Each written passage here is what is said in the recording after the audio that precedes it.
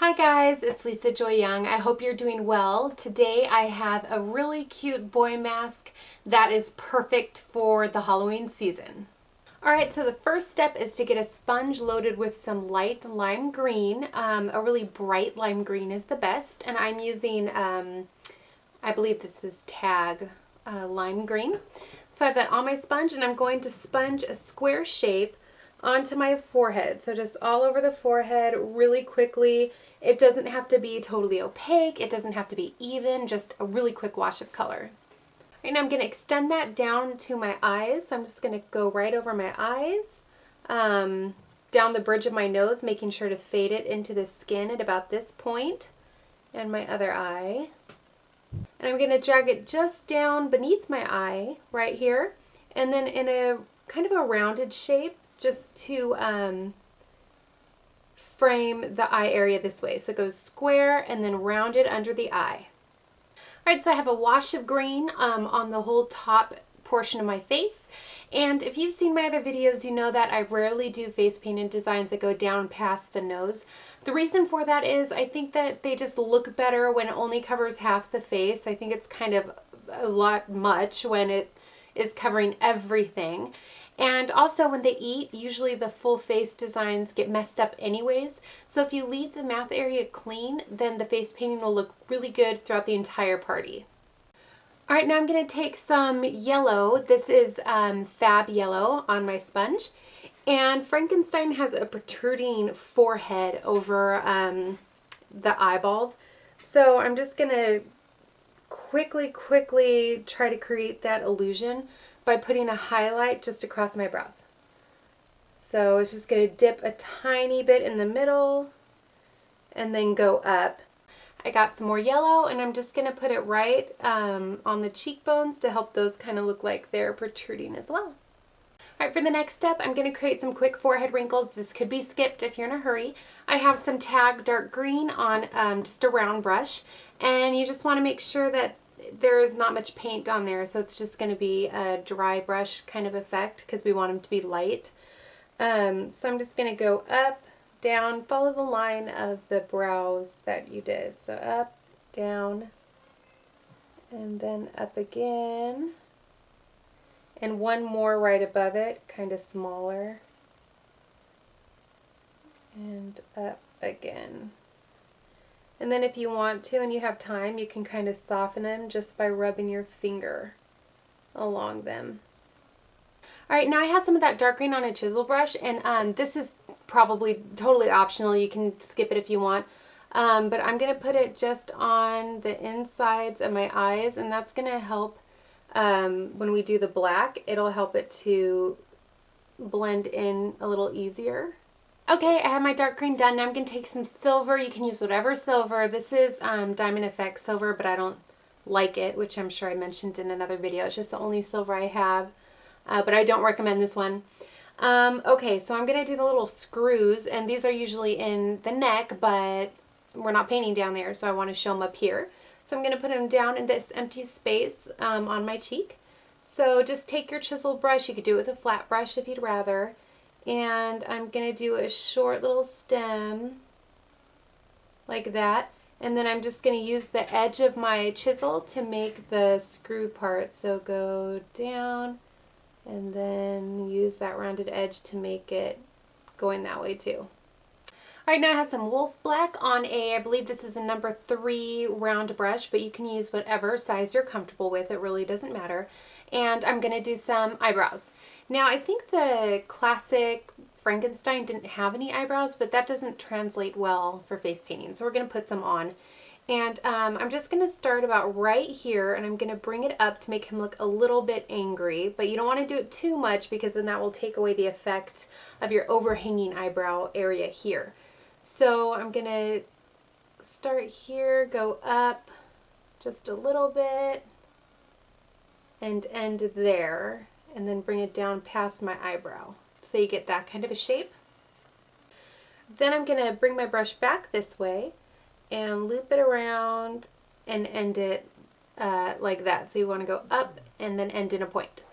Starting from about right here, I'm going to do the hairs, and this is going to be kind of difficult because I'm doing it straight through my eyebrows. It'll be easier on kids because they have less eyebrows than adults do.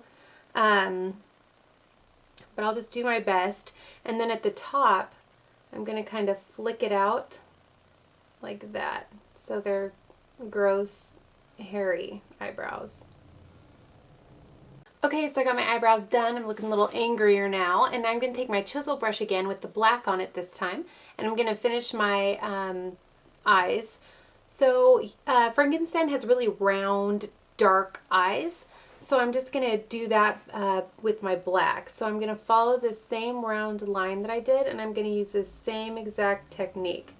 So I'm going to put the color on and put a little more. And then I'm going to use my finger and pull that color out into the rest of my eye to blend it. Now, if you don't feel comfortable doing this to your child, that's fine. There's other ways to do it. You could use a sponge. You can even use star blends to blend it. I just find this is the easiest and quickest way for me.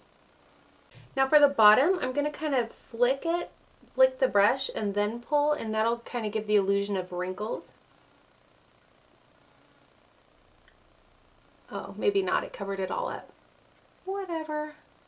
Do the same thing going this way. So just draw your circle shape and drag the color in. And you want to make sure the color is a little lighter on the inside here to give it dimension. If you're in a big hurry, just paint black circles there, whatever. All right, so I have my eyes done, and now it's time for the hair. So I have my chisel brush again with the black. And what I'm going to do is just from this side to this side. Oops. And I'm going to use my chisel brush to just draw a straight line right across the top of my head.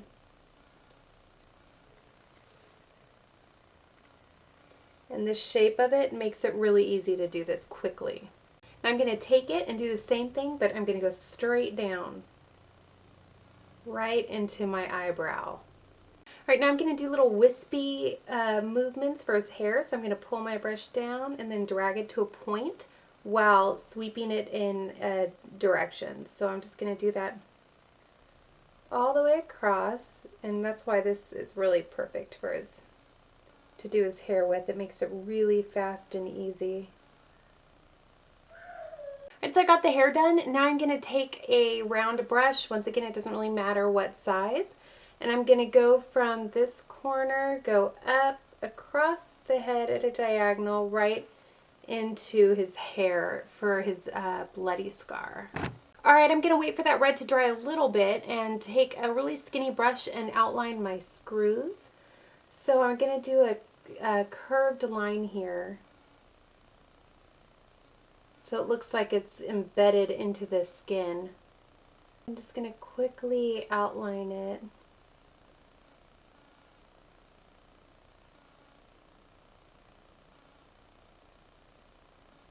I now have some Diamond Effects white on a number 3 brush, and I'm going to highlight this really quickly.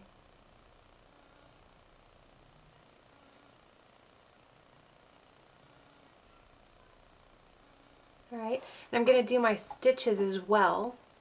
So I'm just going to do, using white, just kind of have them going every which way, and I'm using the same technique here as I did in my ragdoll zombie video. Alright, I decided I wanted the cut to go along the whole length of my head, so I just fixed that really quick. So I had to go at a diagonal from this end to this end. And now to finish off the stitches, I have some black on a really skinny brush. I believe this is a 0. And what I'm going to do is just do 2, like we did the line right here. I'm going to do that on the stitches. So a little C shape at the end of each stitch.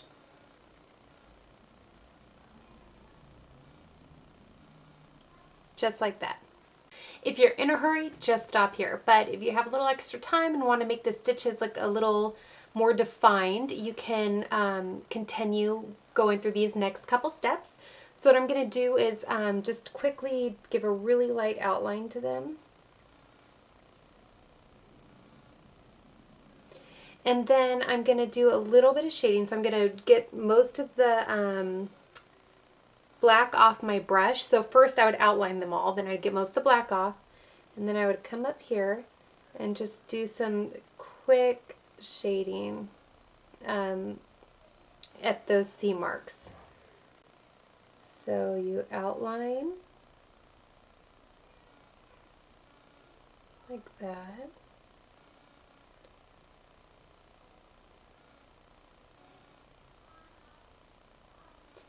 And then you're going to do a little bit of shading at the C marks, and then for this stitch that's under this one, a little shading there as well. So it makes it more obvious that it's underneath. All right, I hope you guys like this design. The little boys should think it's pretty fun. So I hope you're having a good Halloween season and that you can use this in an event soon. If you haven't done so already, please like, comment, and subscribe. And check me out on Facebook. I'm under Lisa Joy Young. Thanks, everybody. Bye.